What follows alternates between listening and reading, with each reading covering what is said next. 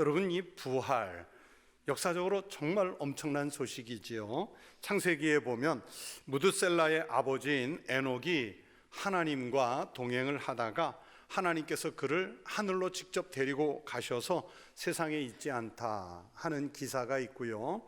또 열왕기 하에는 엘리야 선지자가 불말들이 이끄는 불수레를 타고 하늘로 승천했다 하는 기사가 있습니다.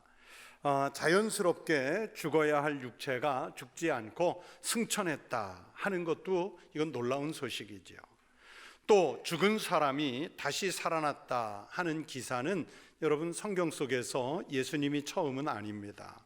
엘리야 선지자가 살려준 어린아이도 있고, 또 엘리사 선지자가 살려준 아이도 있고, 엘리사 선지자가 죽어서 장사 지낼 때 마침 같이 장사를 지내던 엘리사 선지자의 몸에 닿았던 그 시신들이 살아나는 역사도 성경 속에 있습니다.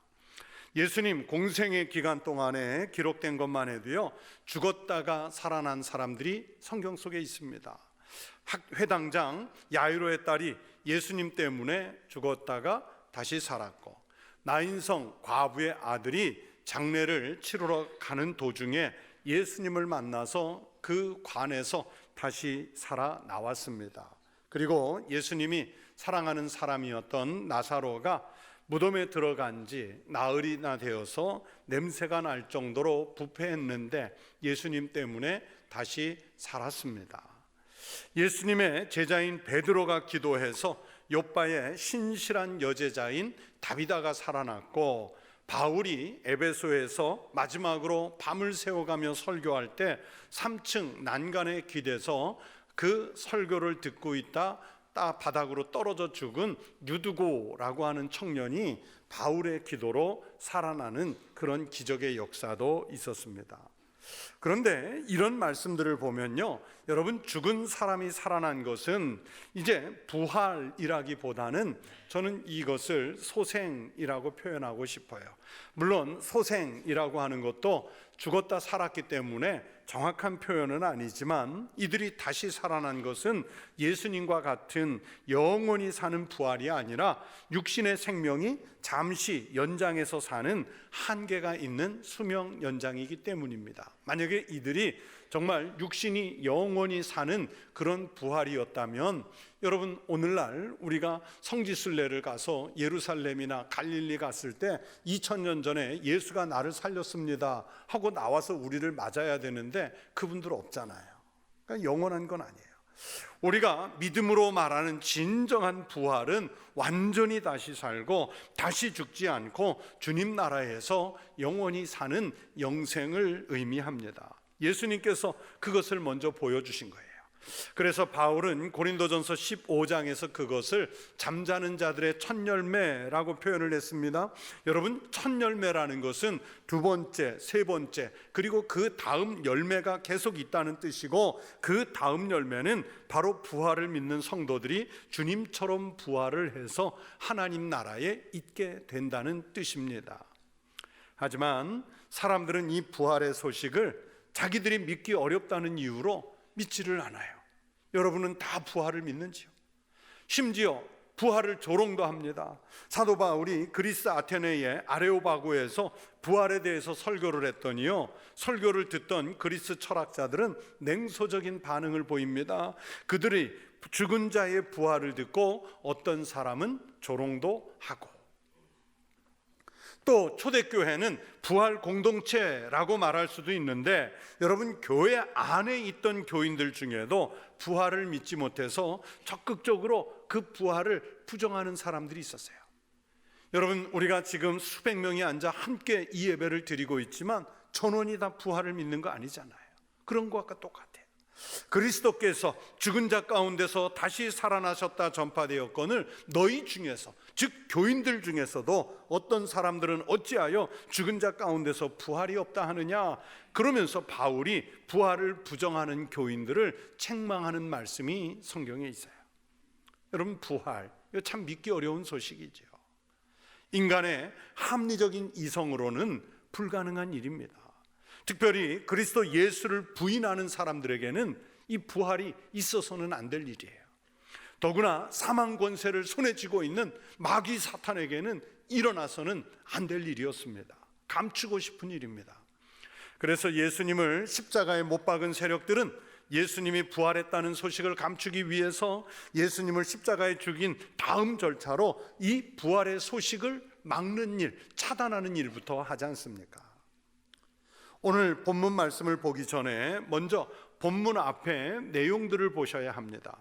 예수님이 십자가에서 죽으신 다음 아리마대 사람 요셉의 무덤에 안장이 됐습니다. 여러분, 이스라엘의 무덤은요, 우리나라처럼 땅을 파가지고 땅 밑으로 관을 내려놓는 그런 방식이 아니라 이스라엘 지형은 워낙 석회암 구성이 많아가지고 그 석회굴이 많아요. 그래서 그 굴 속을 이용한 매장 방식입니다. 60절에 그 형태, 장례 형태에 대해서 이렇게 설명하죠. 바위 속에 판 자기 새 무덤에 넣어두고 큰 돌을 굴려 무덤 문에 놓고 가니.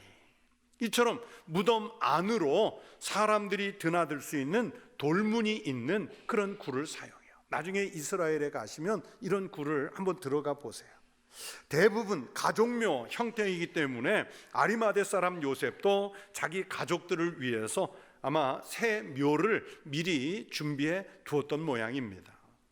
요셉은 예수님의 시신을 수습한 후에 깨끗한 세마포로 싸서 새로 판 무덤에 예수님을 안치했습니다.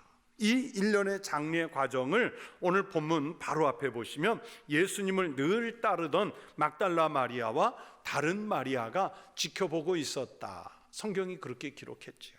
그리고 이제 본문에 이르러서 보면 예수님을 십자가에 못 박은 세력들이 모여서 새로운 대책을 논의합니다. 대제사장들, 바리새인들이 함께 로마 총독 빌라도를 찾아왔습니다. 그리고 하는 말이, 주여, 저 속이던 자가 살아있을 때에 말하되 내가 사흘 후에 살아나리라 한 것을 우리가 기억하노니, 그러므로 명령하여 그 무덤을 사흘까지 굳게 지키게 하소서. 그의 제자들이 와서 시체를 도둑질하여 가고 백성에게 말하되 그가 죽은 자 가운데서 살아났다 하면 후의 속임이 전보다 더 클까 하나이다 하니.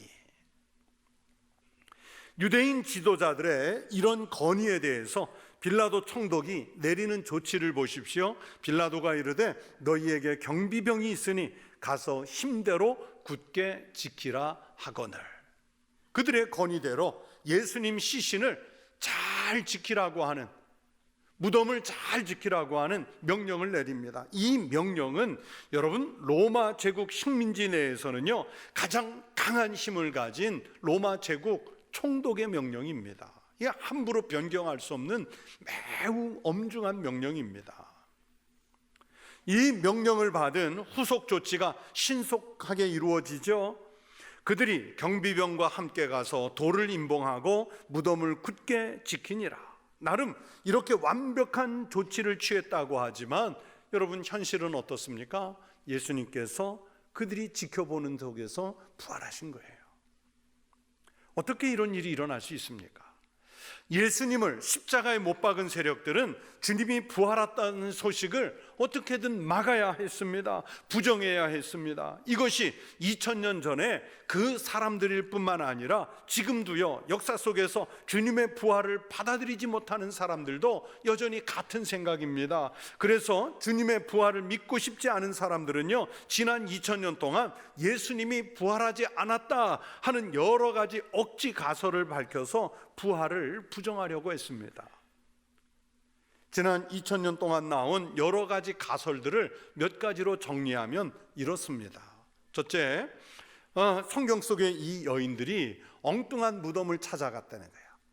예수님이 들어있는 무덤이 아닌 잘못된 빈 무덤을 찾아갔다는 거예요. 이 사랑하는 예수님을 잃은 여인들은 지금 슬픔 때문에 아직 정신이 없는 상태였고, 또 예수님의 무덤을 찾아간 시간이 깜깜한 새벽이어서 길이 온전하게 보이지 않는 상태였기 때문에 무덤을 잘못 찾아갔다는 거예요. 그러나 여러분, 성경 곳곳에 보면 그 기록들이 그때는 완전히 깜깜한 밤이 아니에요. 요한복음 20장 1절에 아직 어두울 때에라는 말씀이 있지만 새벽 시간인 것을 알 수 있습니다.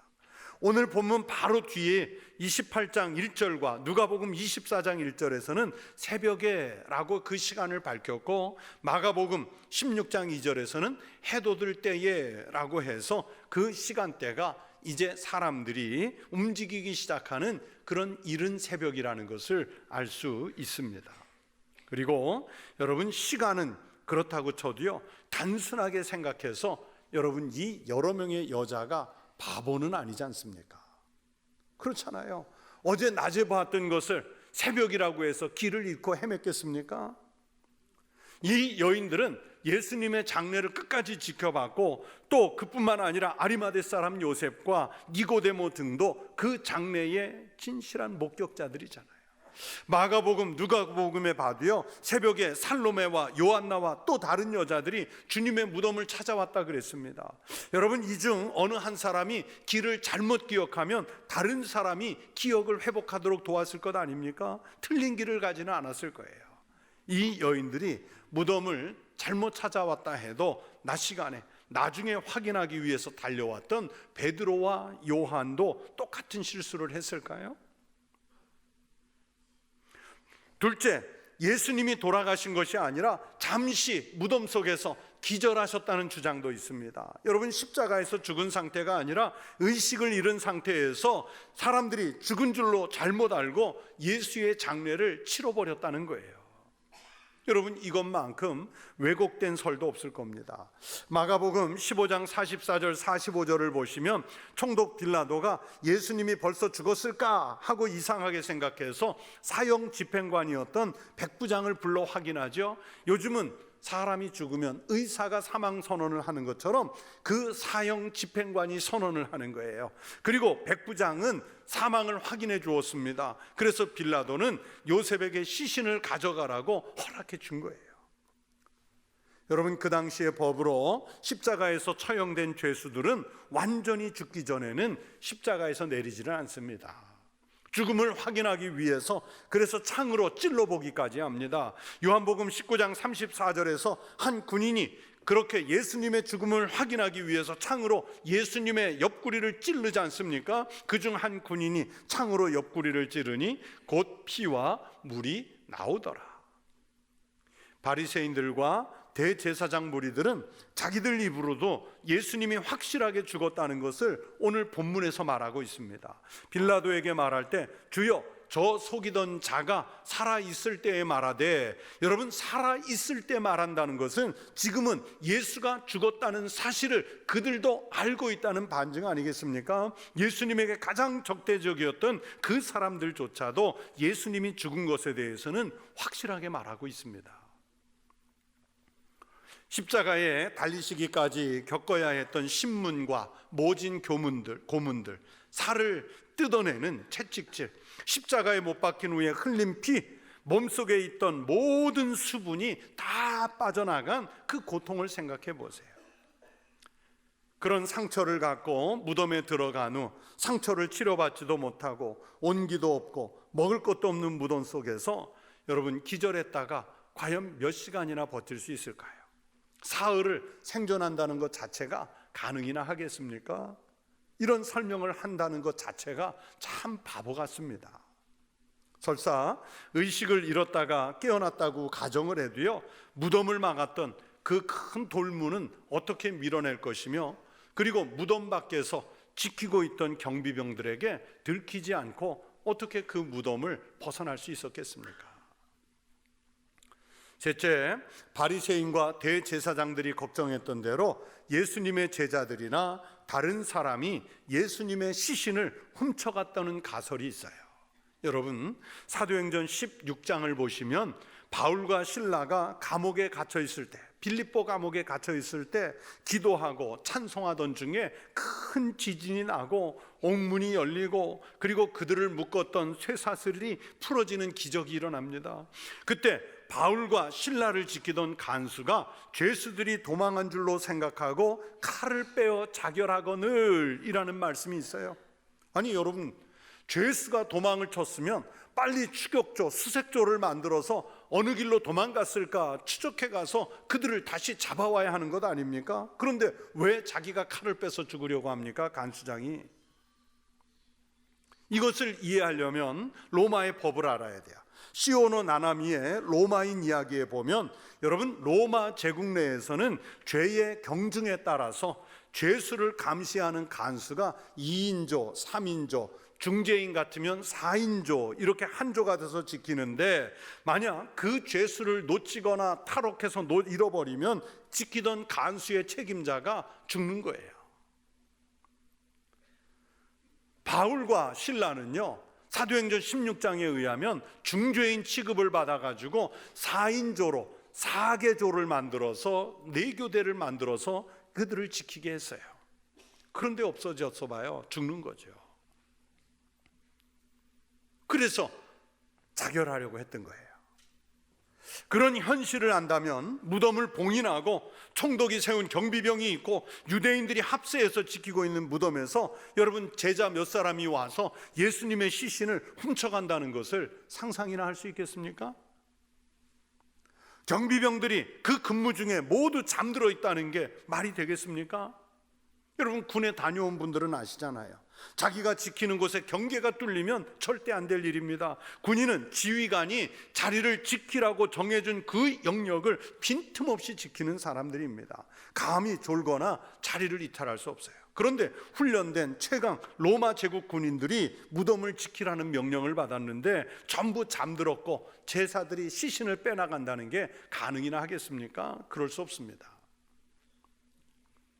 그러나 예수님은 그렇게 지키는 군인들이 있었어도 부활해서 무덤을 벗어났습니다. 이 사실을 감추려고 대제사장과 유대인들이 계략을 짜지요. 그들이 장로들과 함께 모여 의논하고 군인들에게 돈을 많이 주며 예수님 부활 소식을 감추려고 뇌물을 쓰는 거예요. 이 말씀 그대로 군인들이 돈을 받고 짜인 각본대로 했다는 말이 훨씬 더 타당성이 있습니다. 네 번째는 예수님의 시체를 로마나 유대 당국자들이 잠시 치웠다는 가설입니다. 충분히 그럴 만한 동기가 있죠. 혹시라도 예수님이 자기네들이 말하는 대로 죽은 지 사흘 만에 다시 살아나겠다 하는 말을 기억해 두었다가 그런 일을 방지하는 차원에서 아예 자기들이 먼저 나서서 예방 조치 차원에서 시신을 치우는 거예요. 그러나 이 추측은 가장 타당성이 없습니다. 그들이 그렇게 예수님의 시신을 만약에 치워놓았다면 예수님의 부활 소식이 예루살렘을 중심으로 일파만파 막 퍼져나갈 때 그 사람들이 제일 먼저 할 수 있는 일은 자기네들이 보관하고 있던 시신을 꺼내서 보여주면 되잖아요. 무슨 소리냐? 예수의 시신은 우리가 보관하고 있다. 거짓말하지 마라. 오히려 그렇게 큰 소리치면서 그리스도인들의 거짓을 들통나게 하면 그렇게 염려하던 예수의 세력이 일거에 사라지는 그런 효과가 있을 것 아니겠습니까? 그런데 그렇게 하지 못했어요. 왜요? 그들은 시신을 가지고 있지 않았기 때문입니다. 여러분, 예수님을 죽인 바리새인들, 대제사장들을 비롯한 유대인들이나 로마 총독 측에서는 어떻게 하든지 예수님이 부활하셨다는 소식을 막아야 했습니다. 유대인들은요, 유대교의 정통성이 무너지고 사람들이 예수님을 따르는 사람들로 개종하는 게 이게 유대교 측에서는 제일 두려운 소식이에요. 빌라도를 비롯한 로마는 백성들이 결집해서 예수 중심으로 밀란이 일어나는 것을 제일 두려워했습니다.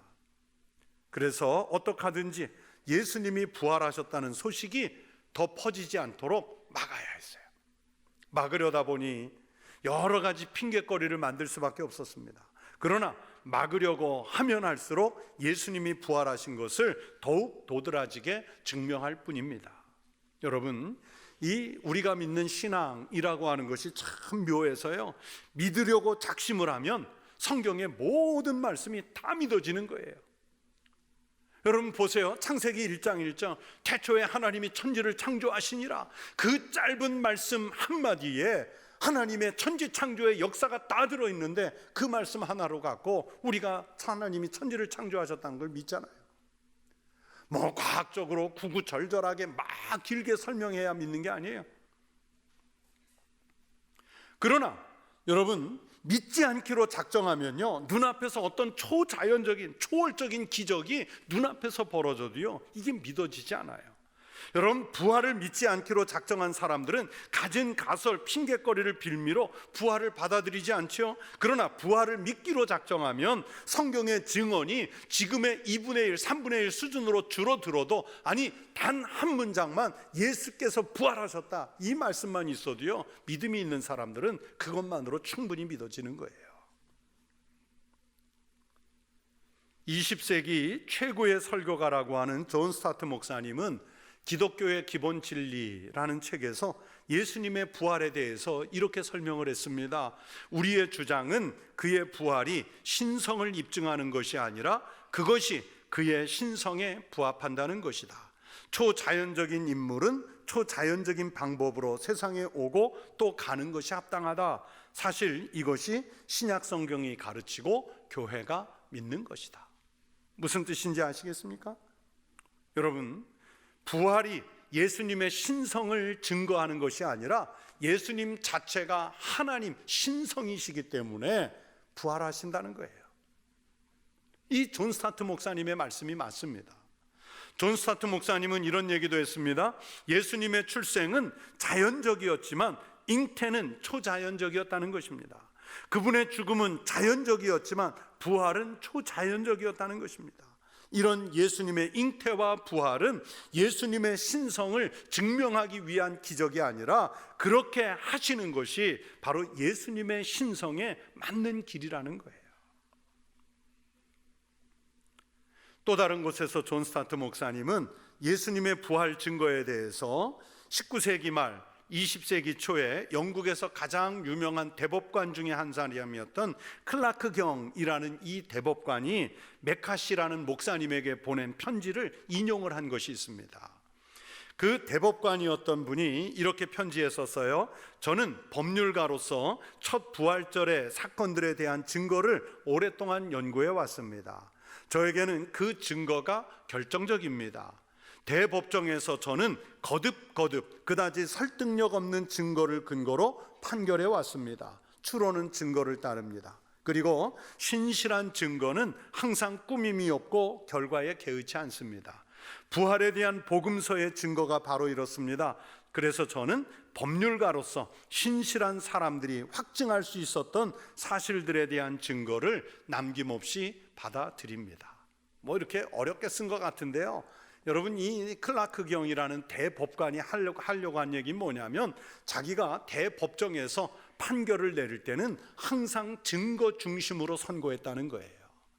비록 좀 신빙성이 떨어지는 것이라 할지라도 증거가 있으면 그 증거를 가지고 판결을 내렸는데, 예수님의 부활은 성경 속에서 증거가 넘치고 증인들이 차고 넘친다는 거예요. 그러니 어떻게 부활을 부인할 수 있냐는 거예요. 토마스 아놀드라는 분은 부활은 역사상 가장 잘 증명된 사실이라고 말했습니다. 여러분, 부활은 제자들이 본 환상도 아니고 극적인 요소를 만들어내기 위해 성경이 꾸며낸 이야기도 아닙니다. 몇 사람의 신앙 고백 속에서나 존재하는 교리적인 문제도 아닙니다. 부활은 생존의 문제를 넘어서 사망을 정복하는 일이며 영원한 생명과 직결되는 문제입니다. 이미 일어난 일을 일어나지 않았다고 부정하는 것은 이건 어리석은 일이에요.